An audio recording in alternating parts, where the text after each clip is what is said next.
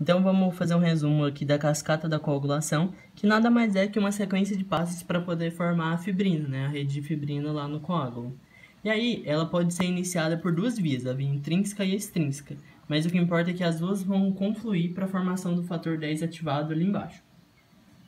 E aí, os livros trazem que a cascata da coagulação é um exemplo clássico de cascata regulatória, porque um dos seus componentes é ativado, e aí esse componente ativado ele vai catalisar a ativação de um outro componente, que vai catalisar a ativação de um outro componente, e assim por diante.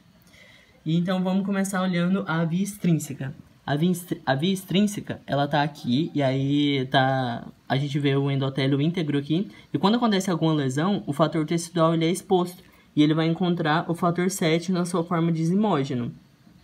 Então, catalisados pelo fator 10 ativado, o fator 7 vai se ligar ao fator tecidual e ele vai ser ativado. De fator 7 ele passa a ser agora fator 7A, fator 7 ativado. E então, esse fator 7 ativado mais o fator tecidual vão fazer com que o fator 10 se torne o fator 10 ativado, que é isso que a gente quer a formação de fator 10 ativado. Porém, a gente já precisa ter o fator 10 ativado aqui em cima para poder haver a ativação do fator 7.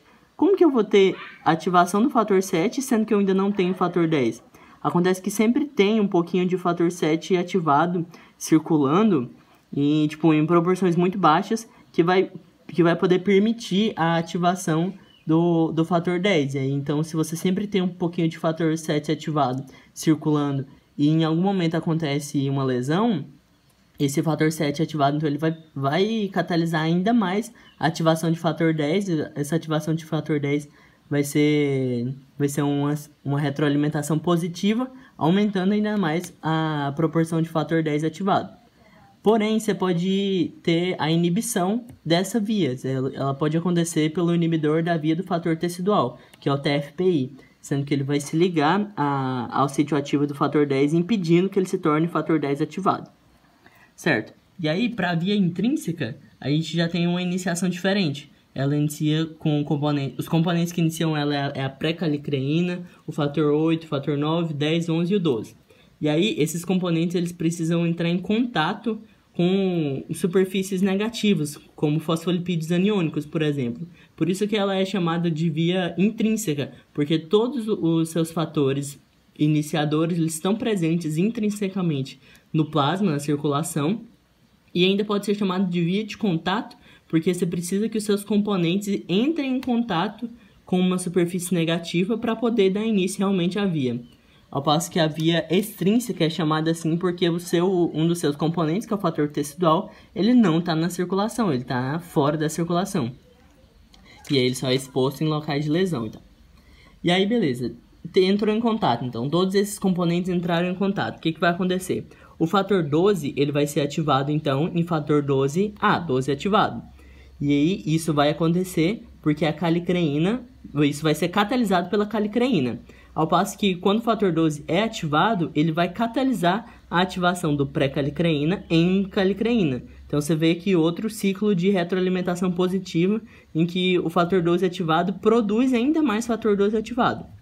Com isso, aumentando as concentrações de fator 12, a gente percebe que o fator 12 ele catalisa a ativação do fator 11. O fator 11 está aqui e ele se torna ativado. Esse fator 11 ativado, em conjunto com o cálcio, em complexo aqui, eles vão fazer a ativação do fator 9. O fator 9 passa a ser, então, o fator 9 ativado. E aí, esse fator 9 ativado, ele vai atuar bem aqui, no complexo intrínseco da tenase, que é um complexo que vai ser exposto pelas plaquetas nos momentos que precisar, em que ele é composto do fator 10, o cálcio e o fator 8, aqui atuando como um cofator. E aí, o fator 9 vai agir nesse complexo e vai catalisar a reação de transformação do fator 10 em fator 10 ativado. Pronto, temos o que a gente quer. A gente quer a formação do fator 10 ativado. As duas vias já formaram o fator 10 ativado. E aí, a gente vai ver, então, que ele vai agir aqui nesse complexo, que é o complexo protrombinase. Também é um complexo exposto pela plaqueta, assim como o intrínseco da tenase. Só que esse complexo vai ser composto por protrombina, cálcio, fator 5 ativado e fator 10 ativado. E isso com que o fator 5 vai estar atuando como um cofator, assim como o fator 8 atuou ali atrás, no outro complexo. E aí o fator 10 ativado, ele vai catalisar a transformação de protrombina em trombina. E aí essa trombina, ela vai catalisar a ativação do fibrinogênio em fibrina, que é exatamente o nosso objetivo. A gente quer a formação de uma rede de fibrina. Isso acontece desse jeito. O fator 10 ativado vai catalisar a protrombina se transformar em trombina e a trombina vai catalisar o fibrinogênio se transformando em fibrina. Pronto. E, além disso, a trombina ela ainda catalisa a reação do fator 13 se transformando em fator 13 ativado, em que ele vai atuar na fibrina, dando maior estabilidade para ela. E agora a gente tem alguns mecanismos que vão atuar no controle da coagulação. E o primeiro dos mecanismos é o mecanismo de amplificação, que, como a gente viu lá atrás, as retroalimentações positivas, elas vão fazer o equilíbrio dos componentes que precisam, né? Vai aumentar quando você precisa, vai diminuir quando você precisa que eles sejam diminuídos. E aí, só que é importante a gente relembrar que cada vez que passa, cada fase que passa, os fatores vão aumentando ainda mais, porque um pouco de fator X vai ativar um monte de fator Y, por exemplo, e esse tanto de fator Y vai ativar mais um tanto de fator Z. Por isso que vai acontecendo uma amplificação dessa cascata. E aí, o segundo mecanismo é o da antitrombina, assim denominado porque você vai ter uma diminuição da cascata, né? Já que pela atuação da antitrombina, a gente vai inibir a trombina, assim como os fatores 7, 9, 10, 11 e 12, quando eles estão conjugados ao fator tecidual. E interessante é que a antitrombina, ela aumenta a sua atividade na presença da heparina. Quando você tem aqui a heparina, ela vai se ligar e você tem a heparina e a antitrombina. Aí a heparina ela vai se ligar na antitrombina, isso vai causar uma mudança conformacional que vai aumentar a afinidade da antitrombina pela trombina, assim como por alguns outros fatores da coagulação. E aí a antitrombina, segurando a trombina para não haver as suas ações, vai diminuir a coagulação.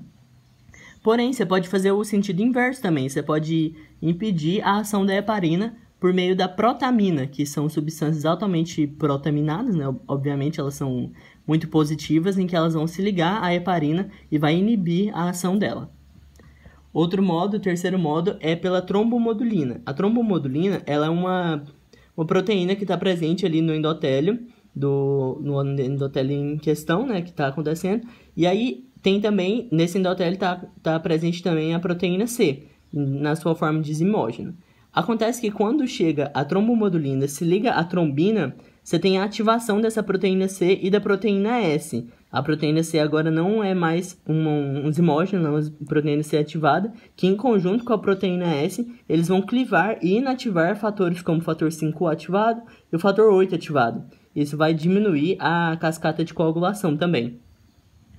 O quarto modo é pela ação dos cumarínicos, em que a gente tem, que são fármacos, né? Então, eles vão atuando da seguinte forma. Os fatores 7, 9, 10, a protrombina e as proteínas C e S, elas possuem na sua membrana sítios de ligação para o cálcio, que são esses aqui. E a gente sabe que eles são importantes porque o cálcio faz com que essas proteínas entrem em contato com as superfícies negativas. E a gente já viu por que é importante eles entrarem para poder dar início à via e tudo mais. E aí, a gente tem aqui um sítio de ligação cheio de ácido glutâmico e para que ocorra mesmo uma ligação com cálcio, ele precisa ser convertido em um sítio de ligação cheio de gama-carboxiglutamato, que é representado por esse GLA. E para acontecer essa conversão de GLU para GLA, vai acontecer pelas enzimas dependentes de vitamina K. Ou seja, se você quiser diminuir a coagulação, basta você usar antagonistas da vitamina K. Porque então você não vai ter essa conversão e não vai acontecer, vai diminuir a coagulação. Um exemplo disso é a varfarina, um fármaco que é usado nesse sentido. E aí, o outro exemplo é a aspirina, né? O ácido acetilsalicílico, que ele inibe de duas formas. Ele inibe a COX-1, como a gente já viu. Com isso, sendo que a COX-1 ele teria a formação do tromboxano e que causaria agregação plaquetária e vasoconstrição, que tudo seria importante. Mas com a inibição você vai ter a diminuição da coagulação, porque não vai ter agregação plaquetária. Outro modo é que a aspirina também inibe as prostaciclinas. Só que isso é estranho, né? Porque a gente for pensar, as prostaciclinas, elas atrapalham a agregação plaquetária e elas fazem a vasodilatação, né? Só que as prostaciclinas, elas são reconstituídas logo pelo endotélio. As células endoteliais, elas produzem prostaciclinas mais rápido do que as plaquetas. E aí, você vai ter, se você for pensar num equilíbrio, você vai ter muito mais um equilíbrio tendendo para o lado das prostaciclinas do que do tromboxano. Então, você vai ter mais não agregação plaquetária e vasodilatação, o que atrapalha completamente a coagulação, né? E aí, então, a gente vai para a fibrinólise, que é, então, depois que a gente já formou a fibrina, né, a gente precisa destruir essa fibrina, uma vez que o equilíbrio ele é dado pela formação e pela destruição dessa fibrina. E o nome desse processo é fibrinólise. E ele acontece da seguinte forma: o plasminogênio ele começa aqui inicialmente como um zimógeno e ele, quando convertido em plasmina, ele vai realizar a quebra da fibrina e do fibrinogênio. E aí, você pode ter a formação dessa fibrina, desse plasminogênio na fase líquida. Só que se formar plasminogênio na fase líquida, ou seja, um local que não há lesão, a plasmina logo vai ser degradada pelo seu inibidor de ação rápida, que é chamado de alfa-2 antiplasmina. Porém, por isso que a plasmina ela só é formada, o plasminogênio converte em plasmina só quando eles já estão em contato com as hemácias, com as plaquetas, já estão aqui em contato com a fibrina, porque a plasmina em contato com a fibrina, ela protege da ação do alfa-2 antiplasmina. Então, não tem como ele agir quando ele está agregado com a fibrina, porque é aqui que é o seu sítio de ação.